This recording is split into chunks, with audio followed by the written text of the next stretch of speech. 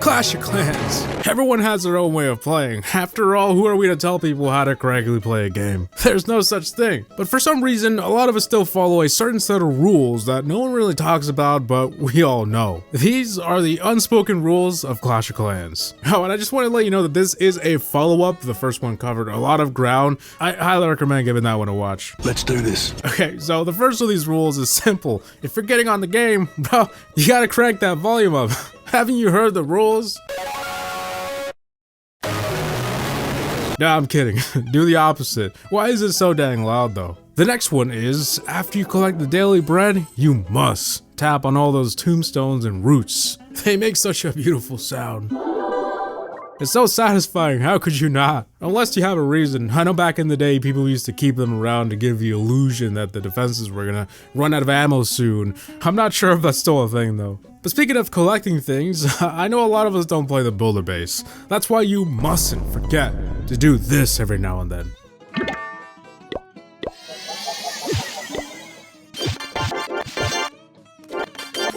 That and upgrading something random. It's about that time again, my monthly visit to the builder base. You know what it isn't time for though? Collecting that loot card.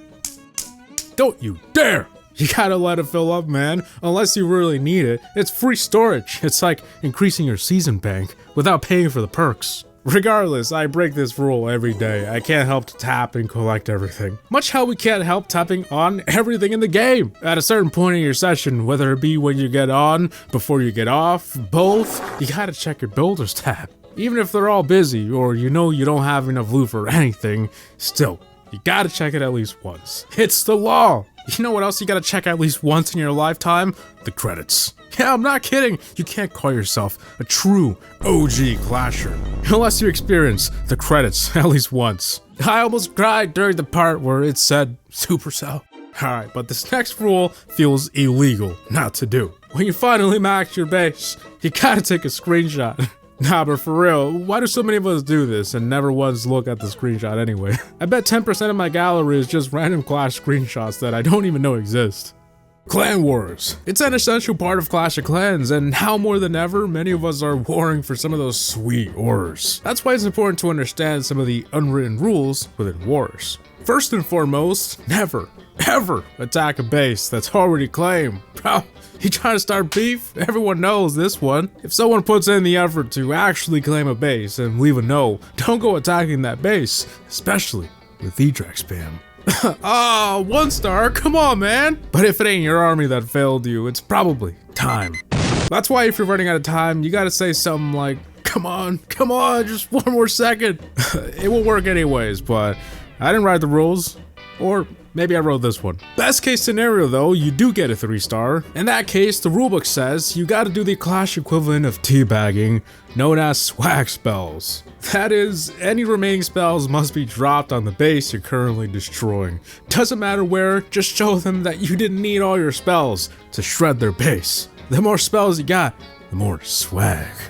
I'ma be real, I never even knew this was a thing before being in this video. I just do it to not mess up my queue. Speaking of queues though, this next one has absolutely nothing to do with queues, but I couldn't think of a good segue. Don't kick anyone if they're in the current war. No matter what war crime they committed, the rule is to wait for the war to be over. The way I see it, he's only got until sunset. Why ruin his last day? You never know, they might still attack and actually clutch it for the clan. And after you guys are done celebrating, kick them. But speaking of players, don't put anyone in the war that opted out. It should only be done as a last resort if you have to. Like if you don't have enough players for a normal size war and you need to fill the gap. It's much more common during regular wars. I do it all the time, but don't expect them to attack. After all, they did opt out. It's the universal sign for, I ain't attacking, bro. And hey, if you're getting ready for the next war and you're doing all the donations, first off, don't read a single thing and give everyone dragons. Nah, I'm kidding. But after you finish filling everyone's clan castle, you must watch all those donated troops satisfyingly walk away in a group into the trees. But wait, there's one more. If Clan War League just ended and you happen to be a leader or co-leader, never, ever give yourself bonus medals unless you genuinely earned it. You never want to break this rule, you get the whole clan on your bad side. There's no leader's cut, it's completely unfair. Typically, the bonus medals only go to the players who performed the best. Alright, let's switch gears here a bit. We've been talking about clan wars for way too long. There's no right or wrong way to play Clash of Clans, right? Use whatever army you want, however you want, and rush those walls and heroes. Who cares? But if you are gonna rush, don't do it just to do it. The key is to have a plan, whether you're strategic rushing or making a new account for donations. Don't rush several town halls just to unlock new content. You'll be wildly disappointed, trust me, it's for your own good. You gotta have a solid plan. Speaking of plans though, if you want to help your clan max their capital districts, do not start several new upgrades. It is very inefficient and also kind of annoying when bases look like this. Usually the clan works together on a set number of upgrades, that way you can actually get them done in a timely manner. Speaking of the word manner, where are your clan manners? That donation ratio ain't gonna fly. Most clans probably won't even care about your ratio, but that doesn't mean that you should never donate and let it get like this. Now, the rules don't specify what a good ratio is, but if you regularly donate, this shouldn't be an issue for you anyways. You know what is an issue though? Spending a lot of money in this game and not using code HaVoC. Nah, I'm kidding, but if you are using my code, I really appreciate it. Thank you. It doesn't have to be mine either. If you like someone's content, you can always support them even further by using their code. But for real, another unwritten clan rule is don't be a clan hopper.